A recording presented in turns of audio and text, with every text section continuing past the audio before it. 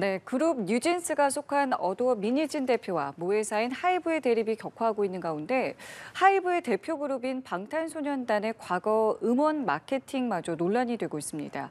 이번 사태로 K-팝 산업의 문제점들도 지적되고 있는데요. 이번 사태가 가요계를 넘어서 사회적 관심사로까지 확산되고 있습니다. 네, 한편 지난주 개봉한 범죄도시 4가 개봉 닷새 만에 400만 명을 돌파하며 트리플 천만 행진에 본격적인 시동을 걸었는데요. 관련 내용들 김원식 문화평론가와 함께 짚어보도록 하겠습니다. 어서 오십시오. 네, 안녕하세요. 네, 안녕하십니까. 네. 자, 먼저 지난주 연예계가 아주 떠들썩했습니다. 하이브와 민희진 어도어 대표 간의 상당한 분쟁이라고 해야 될까요? 어쨌든 민희진 어도어 대표가 기자회견을 하면서 떠들썩했는데 어쩌다가 이런 갈등이 시작됐는지부터 좀 짚고 넘어가면 좋을 것 같거든요. 갈등의 시작점은 결국에는 뉴진스였을 것으로 짐작이 됩니다. 그래서 2022년 7월 달에 뉴진스가 론칭을 하게 되거든요. 이제 그 과정에서 여러 가지 차별과 불공정함이 있었다라는 것이 이제 민희진 대표의 그런 주장이 되겠습니다. 그래서 다른 그런 이제 레이블에 소속되어 있는 가수들이 먼저 이렇게 우선순위를 갖게 됐고 이 뉴진스 같은 경우는 그럼에도 불구하고 좋은 성과를 이제 보여줬다라는 겁니다. 그런 와중에 이제 불만이 내재돼 있었고 그런 와중에 이 하이브 측에서는 민희진 씨가 경영권을 탈취하기 위해서 모종의 그런 계획을 세웠다라는 그런 주장이 있었고 민희진 씨 측은 그건 아니다. 이렇게 이제 반박을 한 거고요.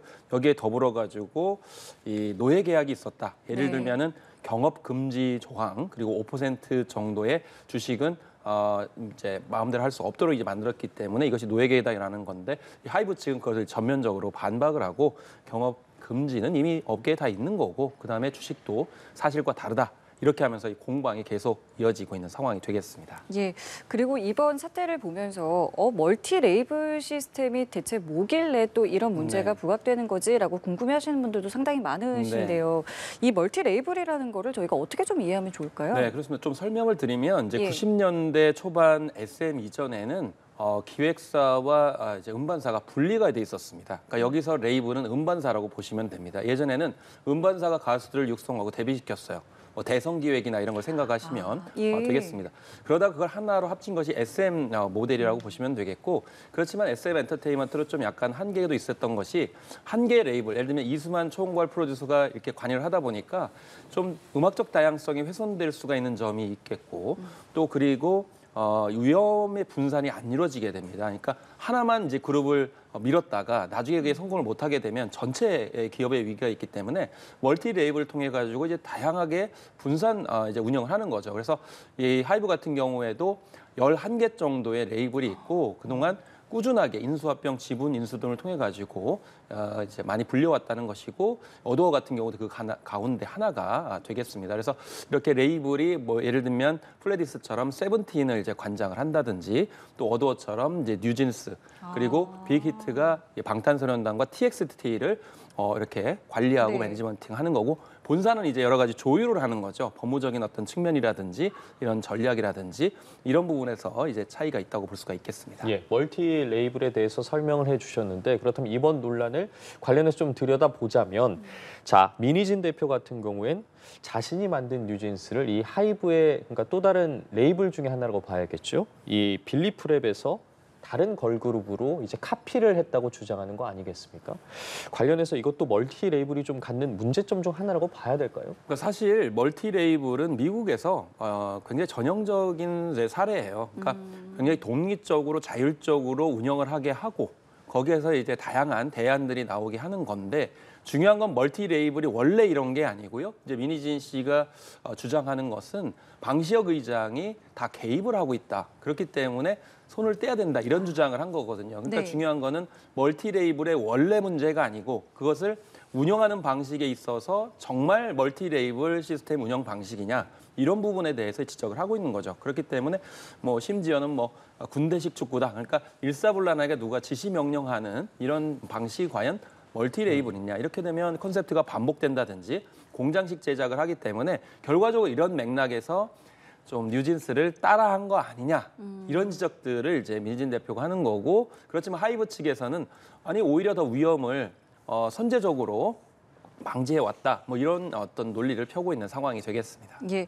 자, 그리고 민희진 대표가 기자회견에서 했던 이야기들 중에서 또 주목받는 것 가운데 하나가 포토카드라든가 뭐 밀어내기, 그러니까 K-팝에서는 굉장히 관행처럼 네. 이뤄진 어떤 이런 문화랄까요? 이런 부분들에 대한 지적이 좀 있었고 실제로 이제 몇몇 K-팝 팬들은 이 지적이 굉장히 좀 옳다 이런 또 네. 반응을 내놓고 있다고 하는데 이거는 어떤 내용인가요? 네, 이거는 이제 맞는 지적입니다. 일단 전반적으로 그런 성향이 있습니다. 예를 들면 K-팝 앨범들이 뭐 신인이라 하더라도 단번에 수백 장을 판매하게 되는데 중요한 거는 왜 그렇게 많이 판매되는가 하는 이제 콘텐츠도 있지만은 그런 이제 마케팅 방식입니다. 그래서 포토카드가 뭐냐면은 앨범 안에 그 멤버들의 사진이 들어있는 거예요. 근데 그 사진이 모두 다 들어있지 않아요. 전 멤버가. 그러니까 한두 명만 들어있는 경우가 있기 때문에 그걸 다 멤버 거를 수집을 하려면은 앨범을 많이 사야 되는 것이죠. 그리고 예. 두 번째는 팬미팅 응모권이 들어있어요. 그러면 그 응모권을 많이 가질수록 좋기 때문에 그걸 필요 없이도 많이 사게 되는 그런 상황이 되니까 이런 게 문제가 있고 그다음에 이 밀어내기라는 건 뭐냐면은 초동 판매량이 굉장히 중요하거든요. 그러니까 초동이라는 건 발매하고 일주일 동안 판매하는 걸 네. 말합니다. 그러면 일주일 동안 많이 판매되면 대세구나라고 싶어가지고 이제 더 많이 판매를 유도하게 되죠. 네. 그런데 이거를 밀어내기는 뭐냐면 유통사들이 미리 그걸 구매를 해가지고 가지고 있다가 네. 팬미팅을 통해 가지고 그걸 팬사인회 하면서 거기서 이제 나눠주게 되고 판매를 하게 됩니다. 그러면서 소진을 하게 되는데 중요한 건 이렇게 하게 되면 팬미팅을 엄청나게 많이 하게 되고 이런 와중에 이 K-팝 아티스트들이 굉장히 힘들어합니다. 근데 중요한 건 민희진 씨가 왜 이 부분을 이제 언급했느냐? 네.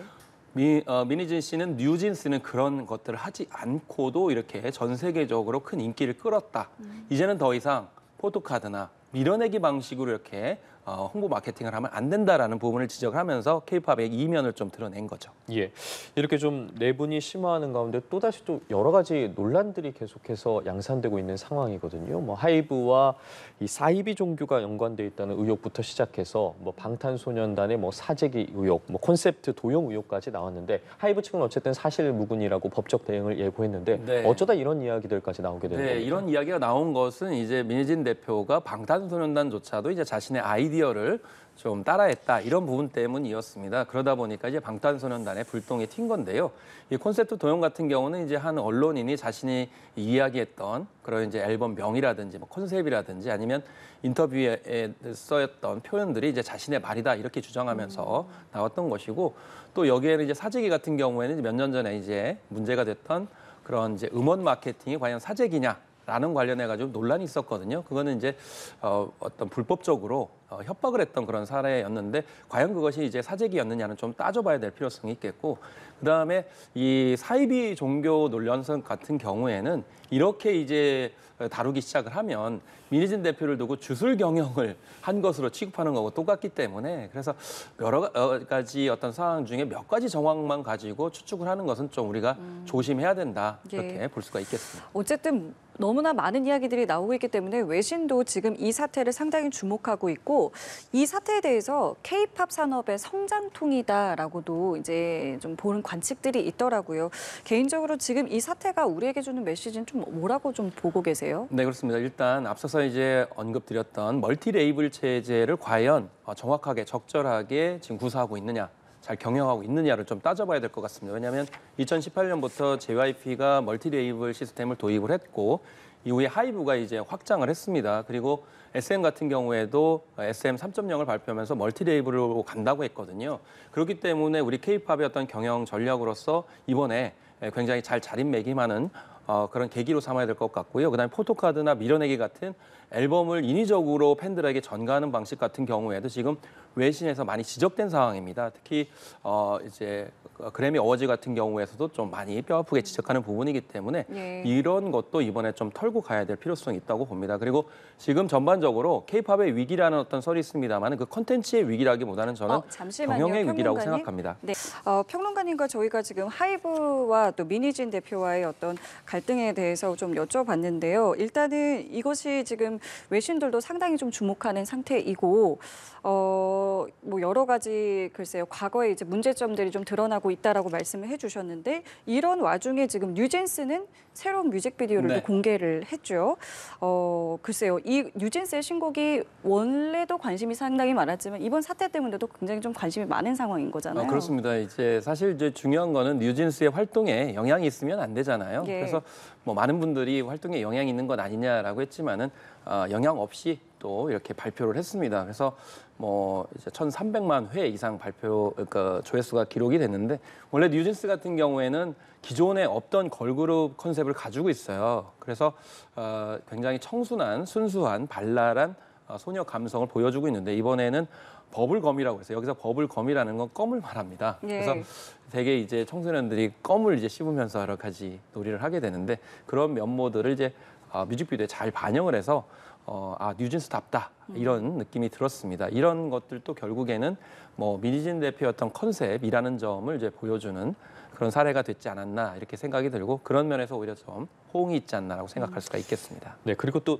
눈길이 가는 부분 중에 하나가 이 뉴진스 컴백 티저 사진에서 한 멤버가 입은 의상이 이 민희진 대표의 기자회견 의상과 비슷해서 좀 노이즈 마케팅 아니냐 이런 이야기도 나오고 있거든요. 이 부분에 대해서는 좀 어떻게 보셨어요? 그렇습니다. 이거는 이제 블레임 룩이라고 이야기를 하는데요. 해외에서도 특히 여성을 중심으로 해가지고 약간 논란이 되거나 주목을 받게 되면 그 의상들이 이제 초점이 맞춰지게 되는 거거든요. 근데 이거는 순수한 어떤 팬심일 수도 있겠지만 선점하는 경우도 있습니다. 미리 이제 화제가 될 것 같으니까 이렇게 하는 건데 중요한 건 컴백 티저에서 보면은 뉴진스의 민지도 초록색에다가 이제 하얀색 줄무늬가 있는 티셔츠를 입고 나와서 누리꾼들 보면은 아니 이런 정신없는 와중에도 홍보 마케팅을 생각을 하다니 뭐 이런 이제 측면들을 이야기를 했거든요. 그래서 결국 홍보를 위한 큰 그림이다라는 건데 그런 면은 저 여러 가지로 생각할 수가 있겠죠. 뭐 애정의 표현일 수도 있겠고 그리고 사적 이익에 상관없이 내가 뉴진스를 위해서 일하고 있다. 그래서 이런 부분들은 하이브가 지적하고 있는 배임 혐의에 대해 가지고 불씨시키기 위해서